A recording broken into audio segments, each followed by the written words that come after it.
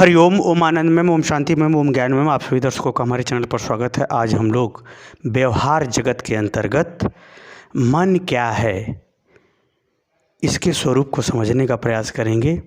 कहा जाता है कि इस संसार में मन जिसके बस में है उसे शोक संताप नहीं होता, वह परम शांति है, उसके पास परम सुख है। मन में ही सब कुछ है। मन से यदि हम सही दिशा में चलें, सही संकल्प करें, सही ज्ञान हो जाए, सही संस्कार मिल जाए या सही समझ हो जाए तो हम इस संसार में हर तरह से संपन्न हो सकते हैं। आइए इस वीडियो के अंतर्गत हम मन के स्वरूप को समझने का प्रयास करते हैं और इस मन को किस तरह से हम अपने नियंत्रण के साथ आगे बढ़ें, इस बात पर भी हम लोग इसी वीडियो के अंतर्गत चर्चा करें। इस वीडियो के अंतर्गत हम लोग समझेंगे मन क्या है। आइए देखते हैं इसको। अगर मन की बात करें, मन आप जैसे अगर बात कहा जाए मन क्या है, मन क्या है, अगर इस बात को अगर देखा जाए तो मन एक प्रकार का विचार है। वह विचार संसार से आता है, वह इच्छा संसार से आती है। तो मन एक प्रकार का क्या है, विचार है। मन एक प्रकार का सोच है, मन एक प्रकार की इच्छा है। तो इसी मन के बारे में हम लोग समझेंगे कि ये मन हमको देता क्या है, हमसे लेता क्या है। आइए इसको देखते हैं। अगर हम मन की बात करें तो यह मन संसार से ही उत्पन्न होता है, संसार में ही उत्पन्न होता है।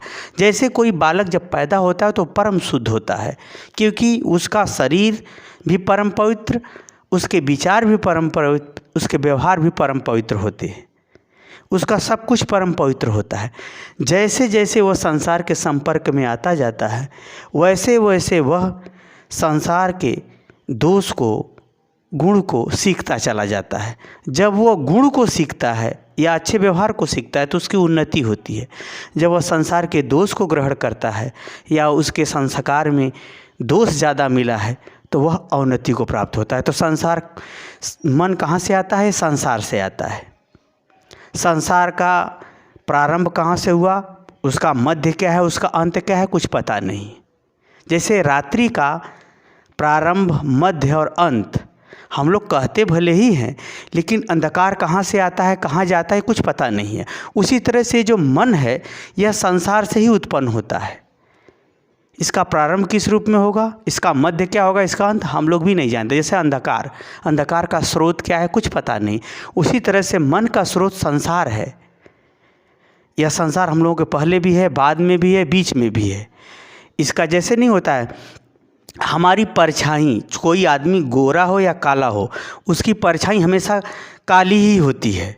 उस परछाई में कुछ भी स्पष्ट नहीं होता, कहाँ हाथ पैर है, कहाँ क्या है। कुल मिला के अगर हम ये बात कहें तो परछाई काली ही होती है।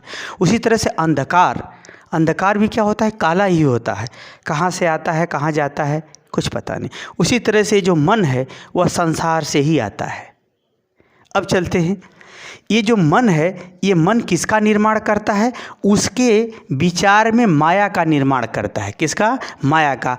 कि ये मेरा हाथ है, ये मेरा पैर है, ये मेरा आँख है, नाक है, पेट है, पीठ है, ये सब हमारा तुम्हारा, इसका माया का निर्माण करता है उसका मन।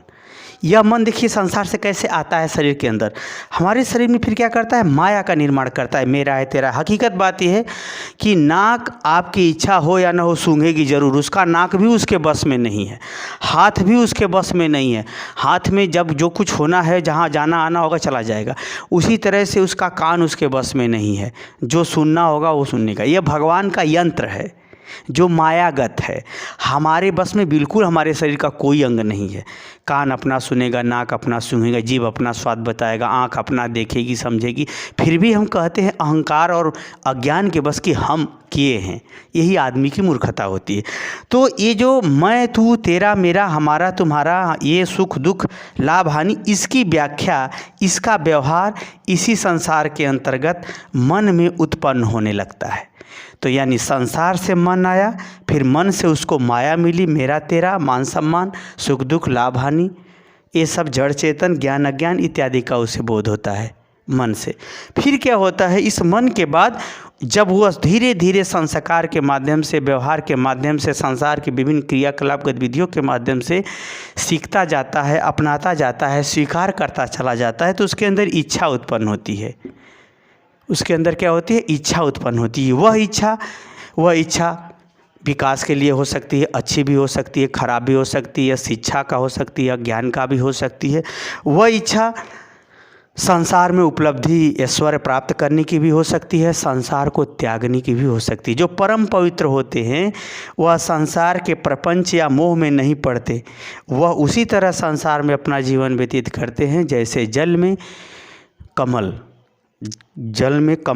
जल में रहते हुए भी जल से अलग रहता है। उसी तरह से अगर वो परम पवित्र आत्मा है, बहुत पुण्यवान है, जो प्रकृति से परे ब्रह्म को यानी अपने शाश्वत स्वरूप को जानने की इच्छा होती है, इच्छा जब उसकी उत्पन्न होती है तो वह परम सिद्ध महात्मा, योगी, दार्शनिक, महान बनता है।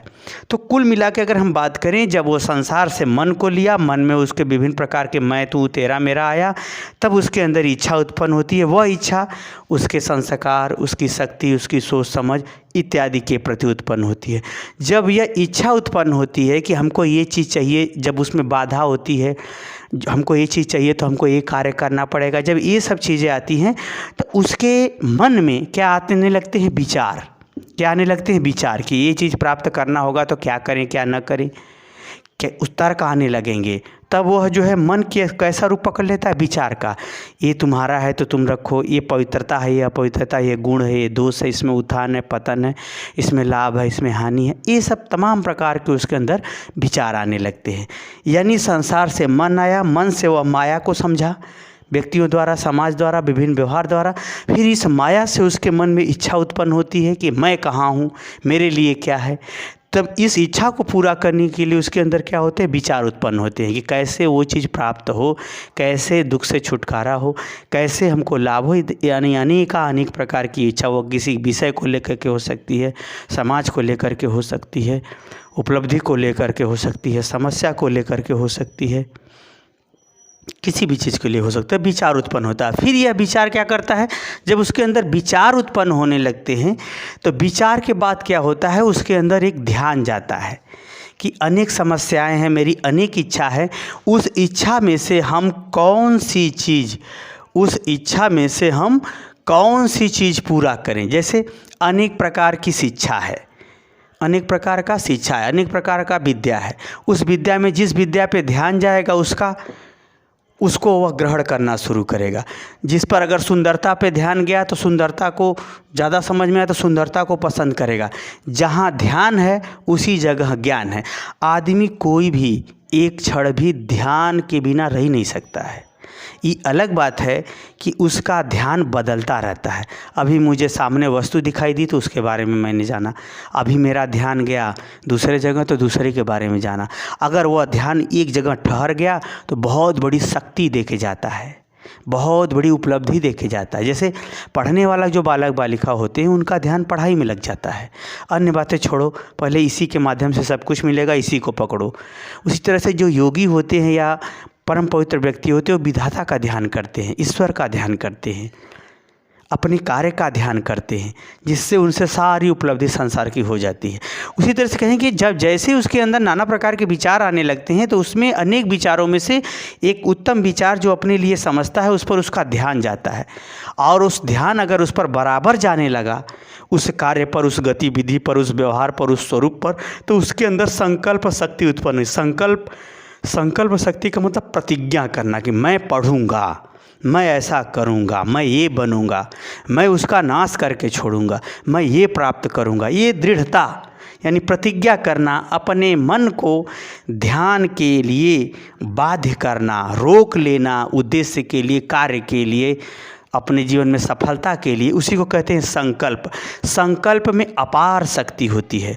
अगर वह गलत कार्यों के लिए संकल्प करता है तो गलत कार्य कर बैठेगा, अच्छे कार्यों के लिए संकल्प करता है तो अच्छा कार्य कर बैठेगा। यही कारण है कि अगर ध्यान से अगर आप थोड़ा बहुत भी सीरियल देखे हो महाभारत का, उसमें जो दुष्टों ने संकल्प किया था वो भी पूरा हुआ, जो अच्छे लोगों ने संकल्प किया वो भी पूरा किया। संकल्प में अपार शक्ति होती है। यदि वह संकल्प अच्छे विचारों के साथ, अच्छा ध्यान को यानी अच्छे ध्यान को ध्यान में रखते हुए किया गया है तो आपकी उन्नति और प्रगति तो कोई रोक ही नहीं सकता है।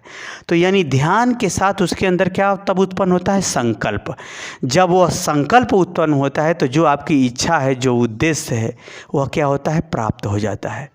हाँ, रह गई बात, संकल्प में विकल्प जब उत्पन्न होगा तो नहीं उत्पन्न प्राप्त होगा। संकल्प में दृढ़ता रही, संकल्प में दृढ़ता रही, उस पर संघर्ष रहा तो निश्चित रूप से जो आपका संकल्प है ये वह आपके उद्देश्य तक उपलब्ध करा देगा। तो कुल मिलाकर अगर हम देखें तो मन बहुत बड़ी शक्ति है। बस इसे क्या है? सही दिशा में संचालित करने की बात आ गई। तो मन कहाँ से मिला? संसार से मिला।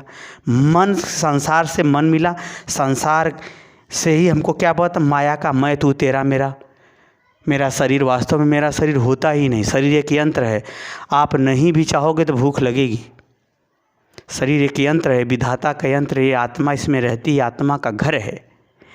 तो यह माया है, जबकि माया में उसका कुछ नहीं है, सब बाहर से स्वीकार किया है उसका मन।